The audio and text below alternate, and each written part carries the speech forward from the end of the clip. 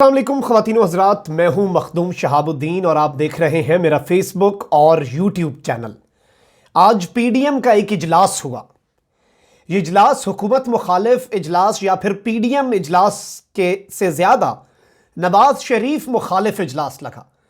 इस इजलास में नवाज शरीफ और आसिफ जरदारी ने भी शिरकत की वीडियो लिंक के ज़रिए, और आज इन्होंने अपने मुस्तकबिल के लाए अमल को तय किया, आने वाले जलसों का शेड्यूल जारी किया। लेकिन बहुत ज़्यादा गर्मा गर्मी और बहुत ज़्यादा बहस मुबाहिसा जो है वो इस इजलास में हुआ है। आपको आज की इस वीडियो में हम बताएंगे कि आज के इस इजलास में किसने क्या कहा, कौन नाराज हुआ, किस बात पर नाराज हुआ और फिर किसने राजी किया, जरदारी ने क्या चाल चली और मियां साहब ने क्या गुजारिश की। और साथ ही साथ आपको यह भी बताएंगे कि पीडीएम ने फैसला क्या किया है कि आइंदा कमर जावेद बाजवा और फैज हमीद आर्मी चीफ और डीजी आईएसआई का नाम लिया भी जाएगा या नहीं। इन तमाम तर बातों पर आज की इस वीडियो में हम डिस्कशन करेंगे और इन तमाम तर सवालात का जवाब देने की कोशिश करेंगे। लेकिन उससे पहले अगर अभी तक आपने चैनल को सब्सक्राइब नहीं किया तो सब्सक्राइब कर लें और घंटी के निशान को भी दबा दें ताकि आने वाली तमाम तर वीडियोस आप तक पहुंचती रहें और इसी तरह ईमानदारी से हक और सच पर मबनी जो क्रेडिबल खबरें हैं वो मैं आप तक पहुंचाता रहूं।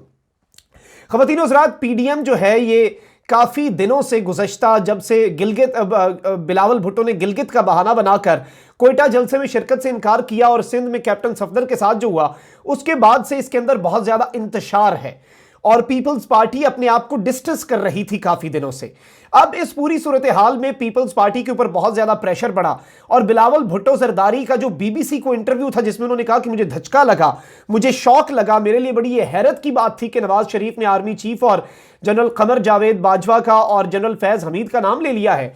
तो इस सारी सूरत हाल के बाद अब पीडीएम की जो क़यादत है, मौलाना फजल रहमान मैदान में आए, नवाज शरीफ मैदान में आए, मरियम नवाज ने अपनी लॉबिंग शुरू कर दी। मरियम नवाज ने भी स्टेटमेंट दी कि इस बयान को गलत रंग दिया जा रहा है, वजाहतें देनी शुरू कर दी। लेकिन अंदर खाते ये लोग डर चुके थे।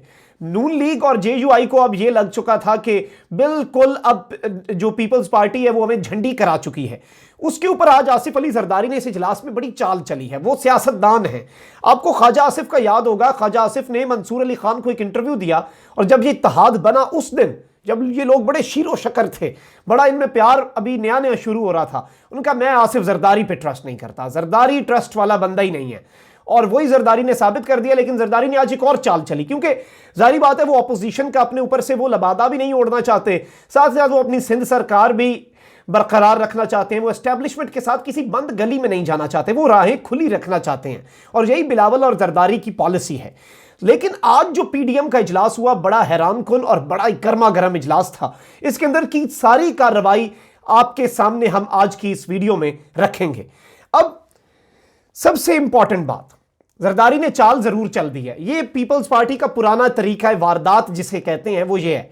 आसिफ अली जरदारी ने ऑपोजिशन इत्तेहाद यानी कि पाकिस्तान डेमोक्रेटिक मूवमेंट इजलास में कहा है कि पीपल्स पार्टी का वही फैसला होगा जो पीडीएम के प्लेटफॉर्म से किया जाएगा, यानी जो हम सारे मिलकर फैसला करेंगे हमारा वही मौकफ होगा, हमारा वही फैसला होगा। लेकिन साथ ही साथ बिलावल भुट्टो जरदारी दूसरा पत्ता फेंकते हैं और यही इनकी स्ट्रेटजी रही है कि मुज़ाकरात के अंदर, अपने इजलासों के अंदर ये अपनी पूरी वफादारी का यकीन दिलाते हैं और बाहर आकर अवाम के सामने और पब्लिकली ये डबल गेम करते हैं, एस्टैब्लिशमेंट के सामने ये डबल गेम करते हैं और यही इनका वतीरा रहा है। और ये जरदारी बिल्कुल डबल गेम कर चुके हैं नून लीग के साथ और इन्हें खुद भी नहीं पता कि इनके साथ हो क्या रहा है। मैं इसकी पूरी इजलास की कार्रवाई आपके सामने रखता हूं, उसके बाद तज्जिया जारी रखेंगे। ऑपोजिशन इत्तेहाद पीडीएम का आम इजलास सरबराह मौलाना फजल रहमान की जेर क़यादत हुआ, जिसमें साबिक वजीर आजम और मुस्लिम लीग नून के ताहयात कायद नवाज शरीफ, आसिफ अली जरदारी, बिलावल भुट्टो, ये तीनों हजरात वीडियो लिंक के जरिए शरीक हुए। यानी सिर्फ एक तरह से मौलाना साहब ही वहीं पे मौजूद थे। इजलास में बलूचिस्तान नेशनल पार्टी के सरबराह बीएनपी मेंगल जो है उसके सरबराह अख्तर मेंगल ने भी शिरकत की। अच्छा, अब इसमें वही बातें हुई, मुल्की मुआशी सूरत हाल पर तशवीश का इजहार किया गया और महंगाई के ऊपर बात की गई और सारी वही सिचुएशन। अच्छा, जलसों का इन्होंने ऐलान जरूर कर दिया है। इन्होंने कहा है कि हम इसी तरह से जलसे जारी रखेंगे और जलसों का अगला जो स्पेल है, जलसों का अगला जो एक पूरा ग्रुप ऑफ जलसाज है वो इन्होंने अनाउंस कर दिया। डेट्स और शहर भी अनाउंस हो चुके हैं, वो भी आपको बता देते हैं। इन्होंने कहा है कि 22 नवंबर तकरीबन आज से 14 दिन के बाद 22 नवंबर को पेशावर में जलसा होगा। उसके फिर एक हफ्ते बाद 30 नवंबर को मुल्तान में और फिर 13 दिसंबर को लाहौर में जलसा होगा। यह बड़ा ऐलान है इनकी जानिब से। अब सबसे इंपॉर्टेंट पॉइंट, दो चीजें आपके सामने रखनी है। एक इस इजलास की कार्रवाई, इसमें जो बहस हुई उसकी डिटेल्स, और दूसरा फिर बाद में मौलाना फजलुर रहमान ने नून लीग का साथ देने का फैसला किया और उनकी प्रेस कॉन्फ्रेंस के मंदरजात आपके सामने मैं रखूंगा। इजलास में नवाज शरीफ के बयानिए पर गर्मा गर्म बहस हुई है। इस मौके पर आसिफ जरदारी ने कहा कि पीपल्स पार्टी का वही फैसला होगा जो पीडीएम का होगा, क्योंकि इनकी तरफ से, नवाज लीग की तरफ से हाथ नहीं बांधे गए। मरियम, आपको याद होगा, मरियम बीबी जलसे में खड़े होकर बिलावल से कहती थी कि बिलावल वादा कर रहे हो ना, अब साथ ये इसमें कोई सियासत नहीं होनी। लेकिन पीपल्स पार्टी आप दूसरी तरफ देखें, वहां से कादिर बलोच ने नून लीग छोड़ी नहीं, पीपल्स पार्टी का वफ्द पहुंच गया। तो ये आपस में जोड़ तोड़ और आपस में सियासत इनकी कभी खत्म नहीं होगी। एक इस चीज को आप ज़हन में रखें। अब शाहिद खाकान अब्बासी ने कहा है, अब ये बड़ी बहस थी, यानी अकड़ इनकी नहीं गई। शाहिद खाकान अब्बासी ने कहा इस इजलास में, जाहिर बात है नवाज शरीफ तो अपने बयानिए के बारे में कुछ नहीं कह सकते थे।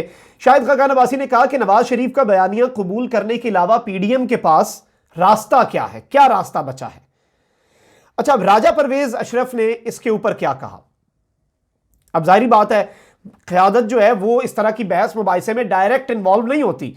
अब जरदारी और नवाज शरीफ इस बहस में डायरेक्ट इन्वॉल्व नहीं हुए, उनके स्पोक्समैन, उनके जो वहां पे रिप्रेजेंटेटिव थे, नुमाइंदे थे, उन्होंने बात की। शाहिद खाकान अब्बासी ने तड़ी लगाई कि इस बयानिए के अलावा और आपके पास है क्या कबूल करने को।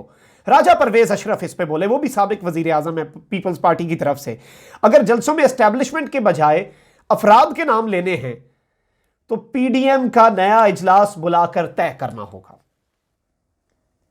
उन्होंने कहा कि ठीक है। अब जरदारी ने बड़ी गेम की, जरदारी की चाल समझे। जरदारी ने कहा वही फैसला होगा जो पीडीएम का होगा, पीपल्स पार्टी को मंजूर है। फौरी बाद राजा परवेज अशरफ ने कहा फैसला तो अभी होना है, फैसला नवाज शरीफ तो नहीं ना कर सकते, फैसला एक फर्दे वाहिद या नून लीग तो नहीं कर सकती। उनका नया इजलास बुलाएं, उसमें फैसला कर लेते हैं फैज हमीद और जनरल बाजवा का नाम लेना है कि नहीं लेना। तो ये गेम हो गई। जरदारी ने स्टेटमेंट भी दे दी, जरदारी ने वो गोंगलुओं के ऊपर से मट्टी भी उतार दी, लेकिन सूरत हाल जूं की तूं है। यानी पीपल्स पार्टी ने कह दिया कि नया इजलास बुला लेते हैं, उसमें हम डिस्कशन कर लेंगे और जो उसका फैसला हुआ वो हमें कबूल होगा, ये वाला फैसला हमें कबूल नहीं होगा। ये इनके साथ आज हो गई है सियासत। और जरदारी चाल, जरदारी ने जो चली है वो नून लीग के साथ चल चुकी है चाल।